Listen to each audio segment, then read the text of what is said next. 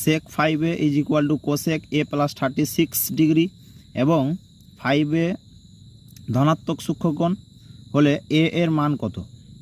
এখানে আমাদের জানতে হবে কোসেক 90 ডিগ্রি মাইনাস থিটা সমান সেক থিটা। দেওয়া আছে কি সেক 5a is equal to cosec a plus 36 degree. এখন আমরা লিখব সেকটাকে কোসেক 90 ডিগ্রি মাইনাস 5a কি অনুসারে, এইটা অনুসারে যে সেক থিটা সমান হচ্ছে cosec 90 degree minus theta, theta হচ্ছে 5a, তাহলে সেক 5a is equal to cosec 90 degree minus 5a is equal to cosec a plus 36 degree. এখন আমরা জানি দুই দিকের কোণানুপাত যদি সমান হয় তাহলে তাদের কোণটাও সমান হবে।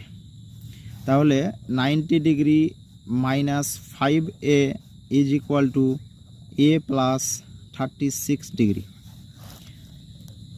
মাইনাস 5a এবং এখানে প্লাস a বদলে আমরা বাম দিকে মাইনাস a লিখতে পারি। 36 ডিগ্রি মাইনাস 90 ডিগ্রি ডান দিকে লিখতে হবে, বাম দিক থেকে 90 ডিগ্রি সরাচ্ছি। তাহলে minus 5a minus a minus 6a হয়।